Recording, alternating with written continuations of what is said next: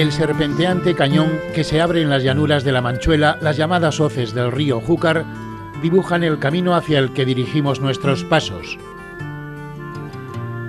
Encajada en una zona de remanso de su profunda garganta, descolgada del llano, se asienta milenaria la Recueja, destino de nuestro programa de hoy. La Recueja se encuentra situada entre Alcalá del Júcar y Jorquera, sus eternos vecinos. La impresionante hoz del Júcar, formada a base de la erosión del terreno por el propio río, debido a las especiales características de los materiales por donde discurre su cauce, fue lugar predilecto para el asentamiento humano. Restos prehistóricos y de otras culturas, como la ibérica y la romana, encontrados en el entorno de la peña conocida como el Puntal del Morrón, así lo atestiguan. Es curiosa la disposición del término municipal, muy alargada, cruzando la hoz de llano a llano, de tal forma que en el tramo del cauce del río solo tiene 2,4 kilómetros de término. Esta disposición alargada sigue la propia dirección de lo que antiguamente era la Cañada Real de las Vigas, que afectaba a la trashumancia que desde Aragón bajaba, cruzando Cuenca, llevando el ganado hacia el sureste. Históricamente la Recueja perteneció al marquesado de Villena dentro del conocido como estado de Jorquera, del que dependió durante 4 centenas hasta bien entrado el siglo XIX, que obtendría su independencia.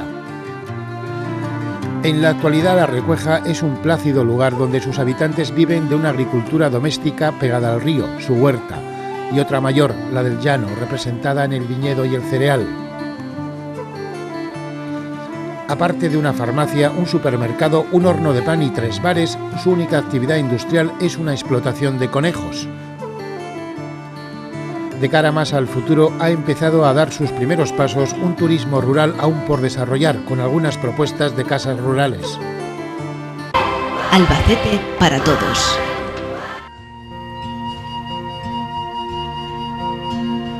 La hoz del Júcar, esa grieta que le salió al llano con la complicidad del río, es una invitación para descender a un paisaje del Cuaternario, de agrestes y tortuosos perfiles, donde las formaciones rocosas de materiales que el río se fue llevando son en sí mismas monumentos espontáneos, inacabadas obras de arte de una gran fuerza plástica.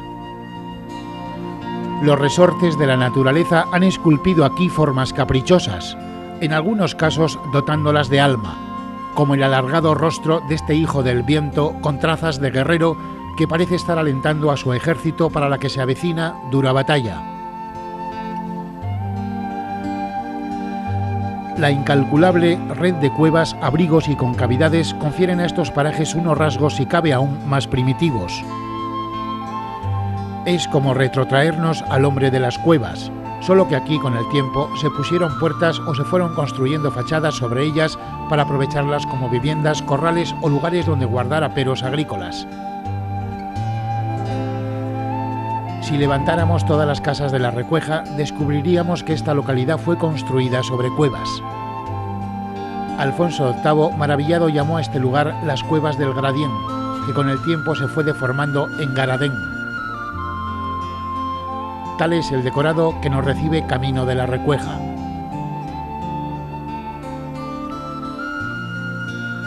El Puntal del Morrón, símbolo de esta localidad y majestático peñón que en el paisaje la anuncia, con seguridad dio sombra a sus antepasados más lejanos, a juzgar por la variada cantidad de restos arqueológicos encontrados en su entorno de épocas prehistóricas, así como de otras culturas más recientes como la ibérica y la romana. Desde la aparente intrascendencia de estas piedras, Pedro Ballesteros, aficionado a la arqueología, nos ha dado una verdadera lección de historia, que abarca cerca de 10.000 años de la humanidad.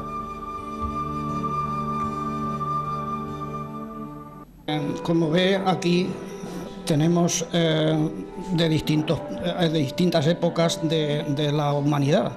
Las más antiguas que tenemos localizadas, por lo menos las que yo he encontrado, pues son una porra que servía pues para la defensa o la matanza de animales. ¿En qué época? Esto es del Paleolítico. Que puede ser 5, 6 o 10.000 años. Ahí ya serían los especialistas los que tendrían que que dar las fechas.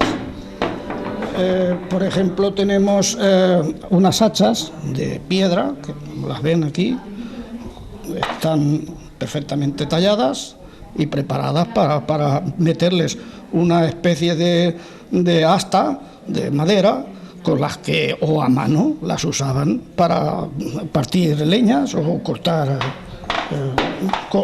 necesidades que ellos tenían.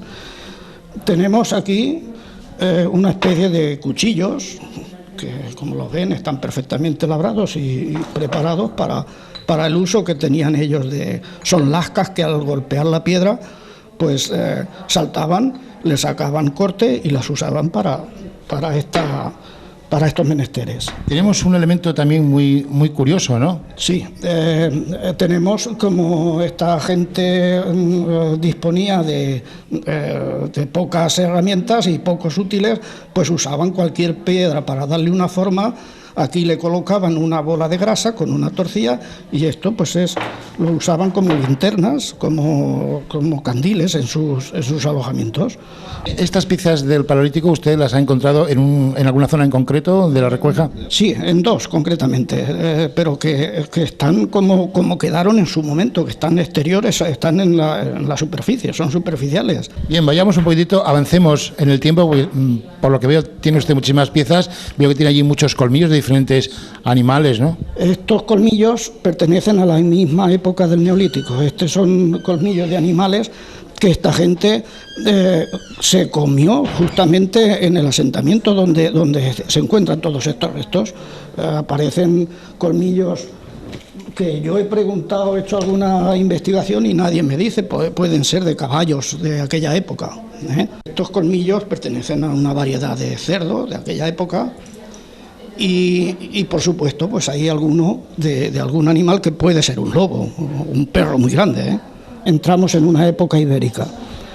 Los ibéricos tenían, como pueden verse, una forma muy característica de marcar sus urnas y sus vasijas, con una especie de pintura que se ha mantenido en exterior, al aire libre, miles de años, como pueden ver.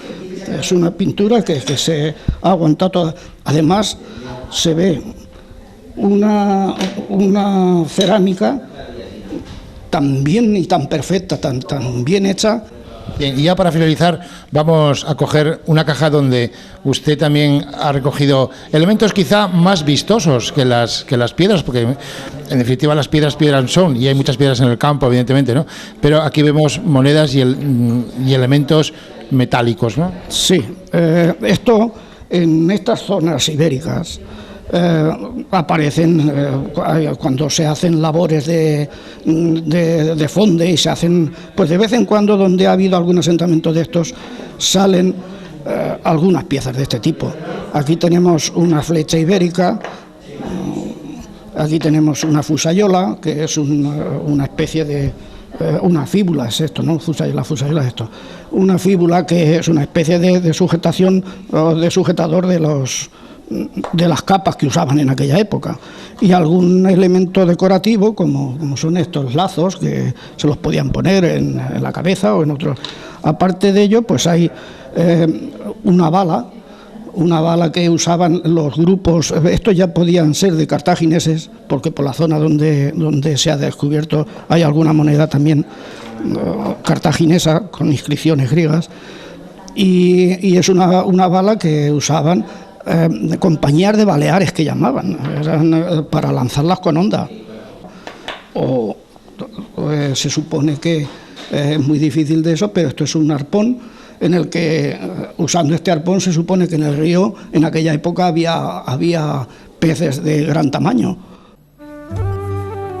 Ya nada queda de aquellos grandes peces.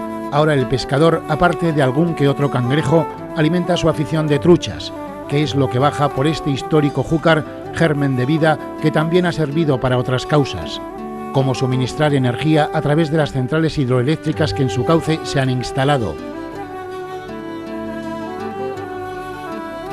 En la entrada de la Recueja, uno de sus iconos hidrológicos es la conocida como la Casa de Compuertas, donde en su día vivía una familia encargada de abrir las compuertas para derivar parte del río y suministrar de agua el canal que corre paralelo a él, y que 3 kilómetros más abajo se precipita en un salto donde se produce la energía.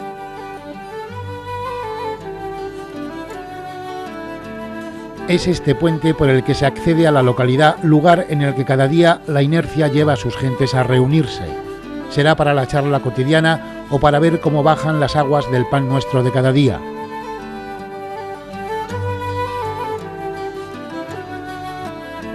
Desde este puente se va subiendo al entramado de calles que articulan esta localidad apretada, de un laberinto de callejuelas que van conectándose unas con otras.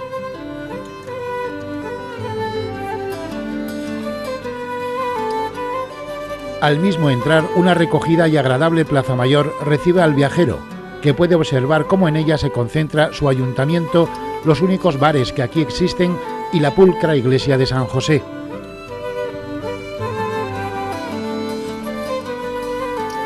Una moderna fuente nos recuerda algunos versos de Antonio Machado. A esta plaza acuden numerosas calles que sirven de oferta para perderse por ellas y descubrir un pequeño pueblo de rurales encantos. Vivir a algo menos de 100 metros por debajo del llano tiene sus ventajas. Aquí por el invierno hace menos frío, ya que la temperatura sube 2 grados por encima de la que hay en la llanura. Además, los vientos pasan de largo. Por el verano aprieta más el calor, pero ahí tienen el río para refrescarse. Al igual que otros muchos pueblos de nuestra provincia, La Recueja no ha podido escaparse a la tendencia emigratoria de sus gentes.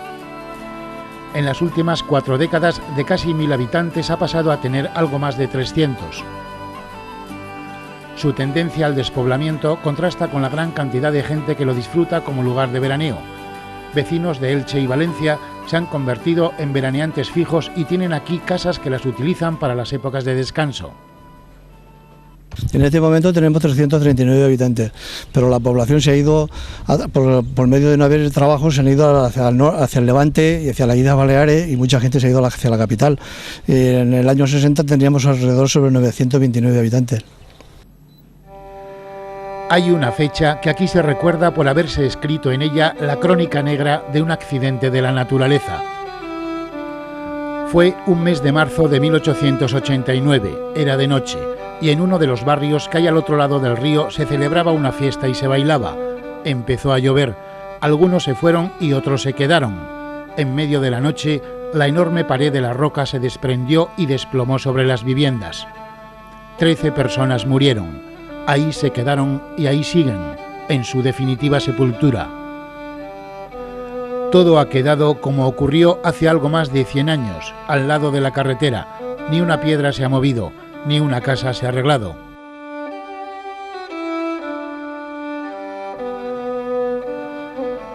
En este recorrido por aspectos de la más variada índole referidos a La Recueja, queremos conocer más de cerca la pequeña iglesia de San José, humilde en sus trazas, aunque con la piedra cara vista que siempre es de agradecer.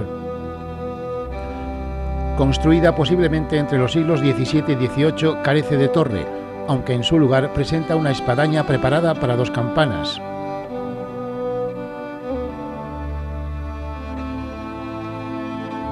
Pese a la sencillez de su construcción, sorprende la altura que coge en su interior, donde puede observarse la reciente restauración que sobre ella se ha hecho y las bóvedas de un gótico tardío. Su nave central carece de capillas laterales y su presbiterio acoge 2 de las imágenes más veneradas de la localidad, la de San Mateo, su patrón, y la de San José, titular de la parroquia. Aunque un velado misterio recorre a esta otra imagen de un Cristo en madera, de estupenda factura, del que se desconoce casi todo, solo que fue regalado en su tiempo por un cura párroco de esta localidad que lo trajo de Francia. Reseñar como cierre su coro en madera, que se conserva en buen estado. Dejamos atrás la pequeña iglesia de San José, núcleo sobre el que gravita toda la población, para conocer otros aspectos de esta localidad, como el de su gastronomía.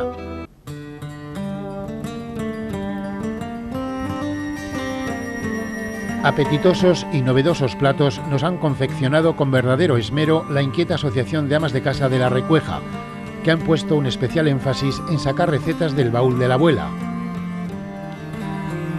Hoy les presentaremos un gazpacho distinto a todo lo visto y una caldereta de pavo muy popular en la zona.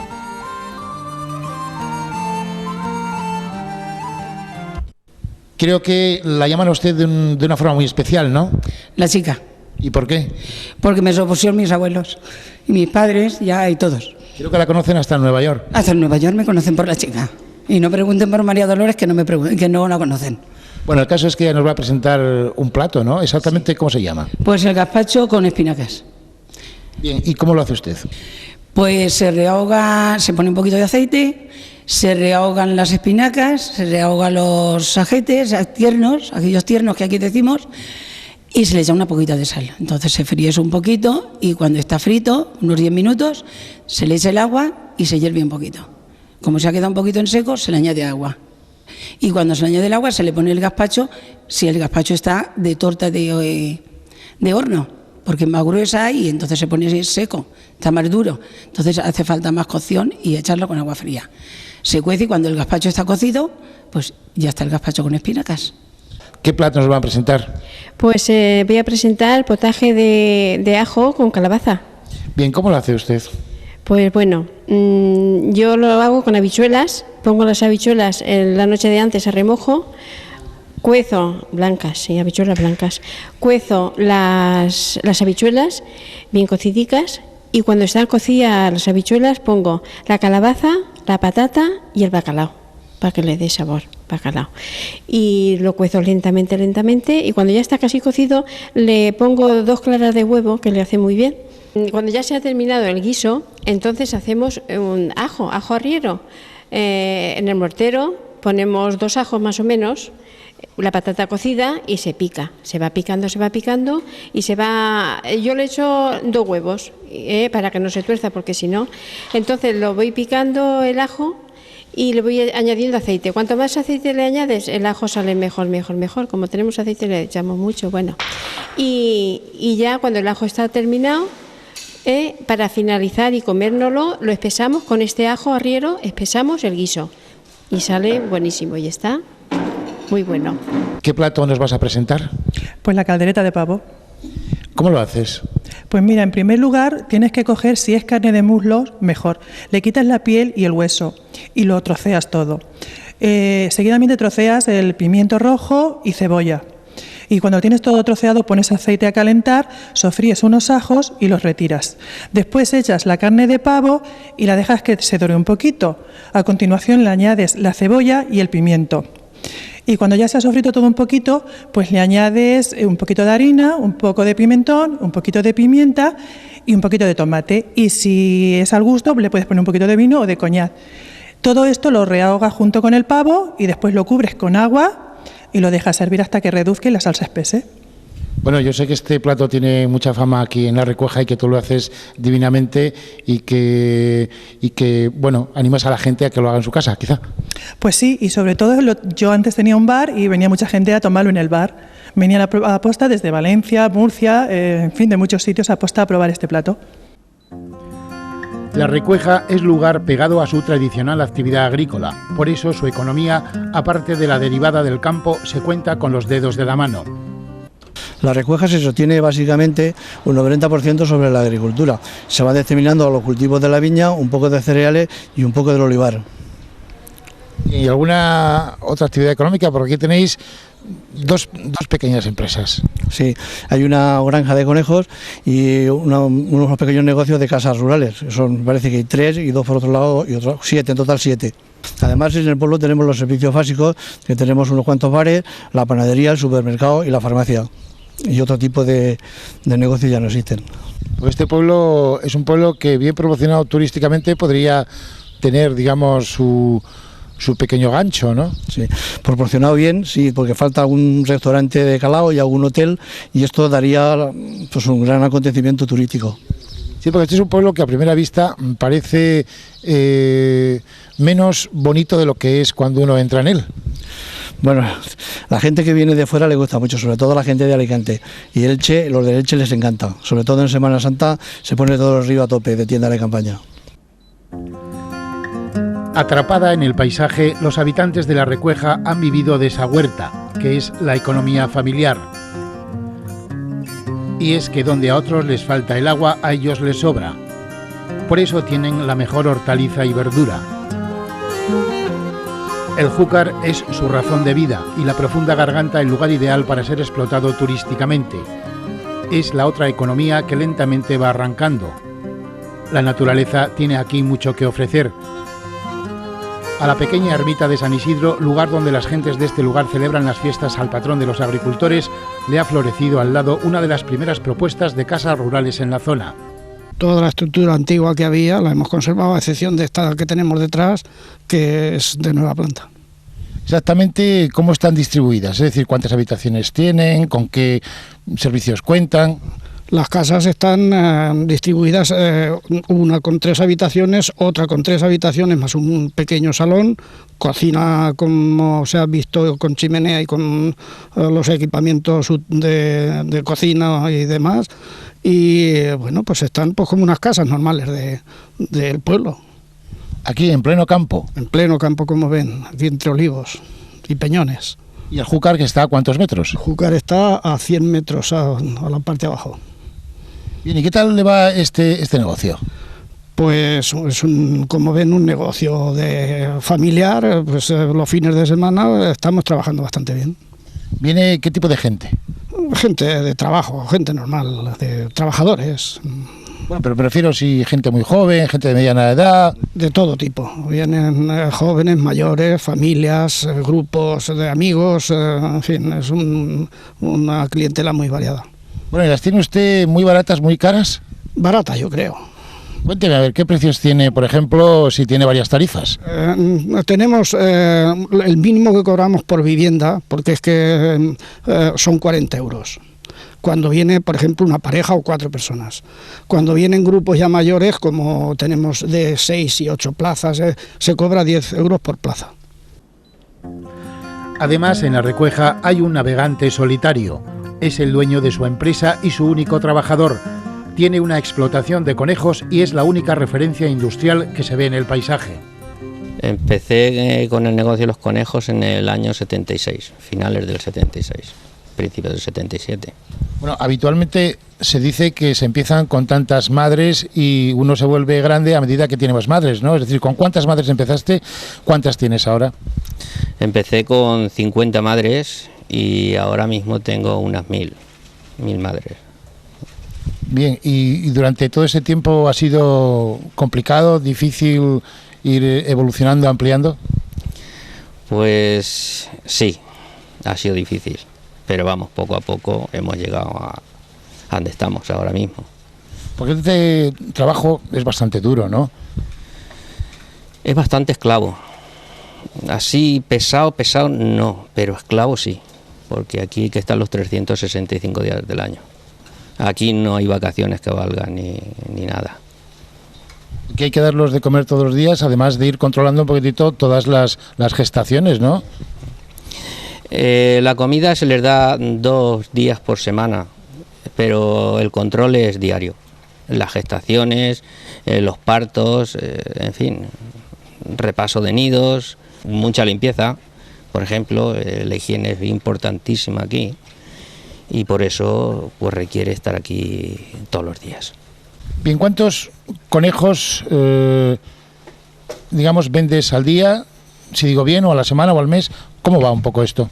Yo estoy vendiendo a la semana y se están vendiendo sobre 1000 conejos semanales, alrededor de 1000 conejos semanales. Bien, creo que tú has superado un poco una grave crisis que ha tenido el sector en estos últimos tiempos, donde se estaba pagando a vosotros el kilo de carne más barato, digamos, que lo que os costaba a vosotros, ¿no? Sí, así, exactamente. Estamos produciendo por debajo de costes. Hemos estado pues en el año 2002 produciendo muy barato.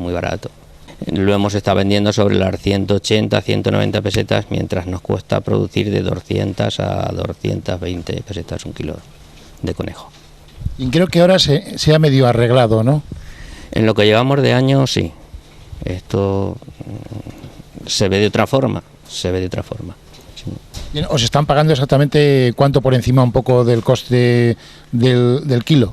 Pues entre las 25 y las 50 pesetas. O sea, 25 o 50 pesetas por kilo que vosotros producís. Sin embargo, a la gente siempre se hace una pregunta, y es: ¿cómo es posible que el conejo esté tan barato en origen y luego esté tan caro, digamos, en las estanterías de los supermercados? Eso es lo que nosotros en las manifestaciones del año pasado reivindicábamos, que cómo no llegaba al consumidor tan barato como lo estamos vendiendo, y el consumidor lo estaba pagando tan caro. Entonces nos extrañaba mucho que las grandes cadenas estén haciendo el agosto, digámoslo así. Me hablabas un poquito que también el precio varía mucho en función de si las fronteras con Francia están abiertas. Explícame un poco esta cuestión. Sí. Bueno, la parte de Cataluña normalmente exporta el conejo, casi toda la producción, a Francia. Y en el momento que dejan de hacerlo, pues entonces invaden el mercado nacional, sobra producción. Y ahí es donde entran las grandes cadenas y es donde compran barato y venden caro. Sin embargo, tú te has ido haciendo un poco grande, más o menos te va bien el negocio, ¿no? Sí, sí.